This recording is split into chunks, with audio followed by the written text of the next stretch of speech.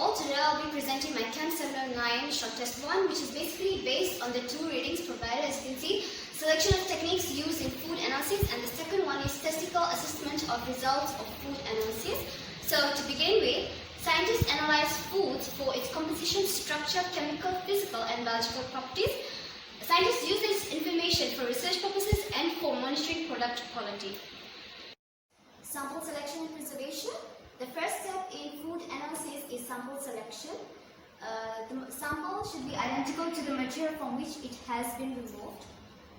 Samples must be representative, collected without contamination and properly handled for the analytical results. Samples should be preserved to prevent deterioration.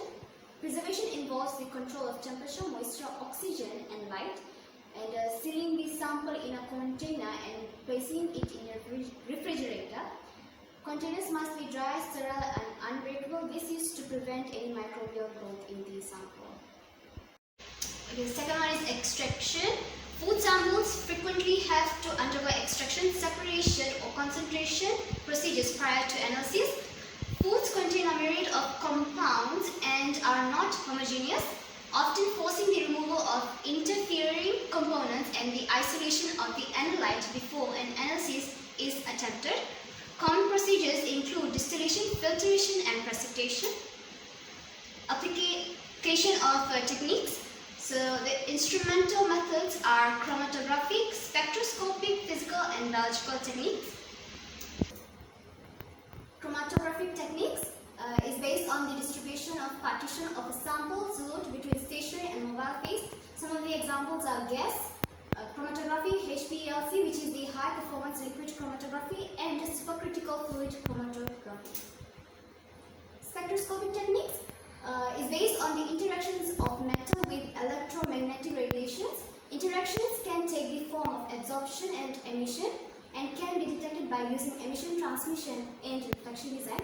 So some of the examples of spectroscopic techniques are UV vis infrared, fluorescence, Raman, atomic absorption and atomic emission, and also mass spectrometry. Some of the physical techniques listed are electrochemical, electrophoresis, flavor and odor, particle analysis, rheology and texture, structure and thermal properties. Electrochemical techniques are basically analytical techniques that use a measurement of potential charge or current to determine an analyte's concentration or to characterize an analyte's chemical reactivity. Electrophoresis technique. It is the basis for analytical techniques used in chemistry for separating molecules by size, charge or binding affinity. The technique applies a negative charge, so proteins move towards a positive charge. Flavor and odor. It is basically the unacceptable taste and smell of the food. Sensory panels are used, but since they rely on human judgment, instrumental techniques have been developed. Particle analysis is where appearance and shape of particles are examined by the optical microscope. Size uniformity is measured by particle sizing instrument based on principles such as laser diffraction and light scattering. Rheology and texture. Rheology is the study of the flow and deformation of matter, and texture deals with consumers' perceptions of rheology. Rheology helps in food process engineering, shelf life testing and quality control. Structure. Food structure is studied by light microscopy, scanning electron microscopy, transition electron microscopy and confocal laser scanning microscopy. Thermal properties. Thermal transitions in food such as melting, decomposition and glass transitions are observed by using a differential scanning calorimeter in which a sample is heated and the amount of heat absorbed relative to a reference is measured. The technique has been applied to components such as protein, glucose and starch. Biological techniques. So there are two types of biological techniques that will be discussed. So the first one is enzyme and microbial sensors. Enzyme biosensors use enzymes to generate products that are detected by acoustic, electrochemical, optical, and photothermal transduction elements. Microbial biosensors use genetically modified microorganisms that are immobilized on a membrane or trapped in a matrix with the transduction mechanism consisting of an oxygen or pH electrode or a luminometer if luciferin is added.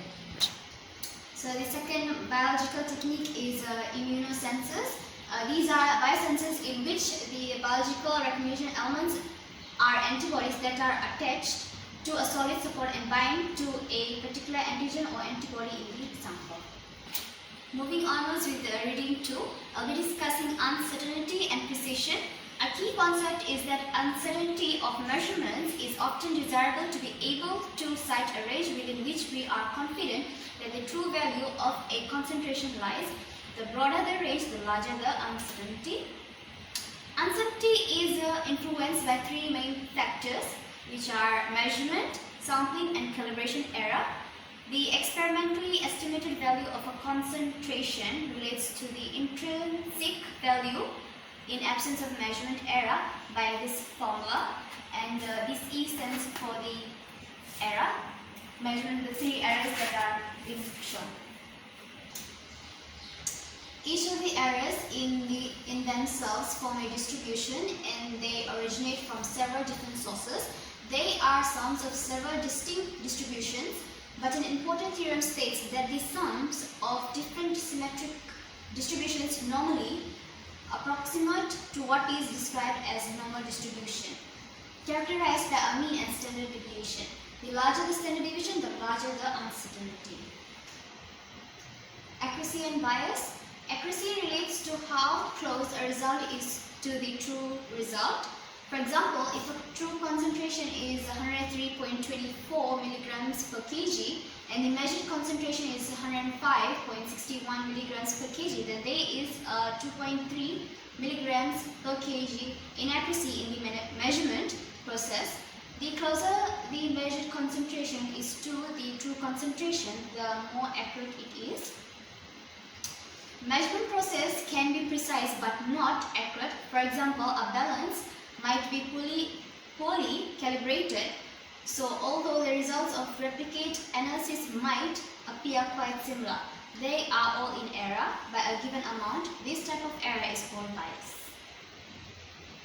Determination of accuracy.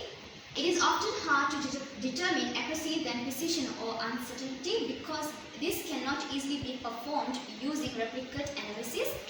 There are two principal approaches. The first one is to use a certified reference material whose properties are well established. The second one is it involves inter-laboratory tests in which one material is sent to several different laboratories and the results are compared.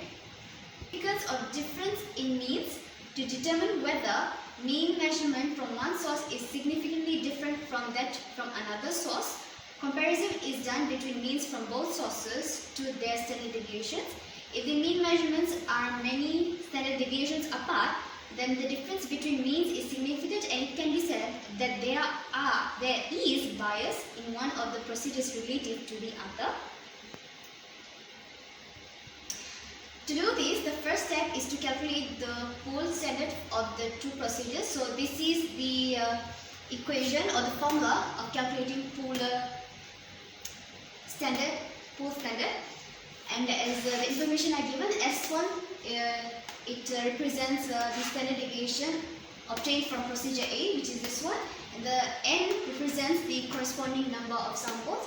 This it applies to sample or procedure B also. Only the numbers has been changed.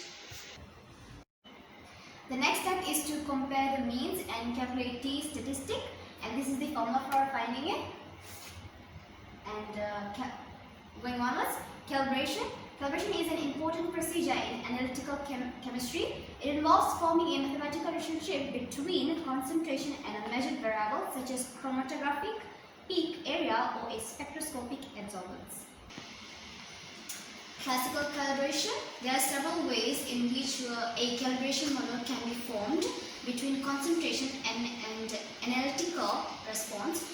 The traditional approach is to employ so-called classical calibration, where we obtain a model of this equation, as you can see.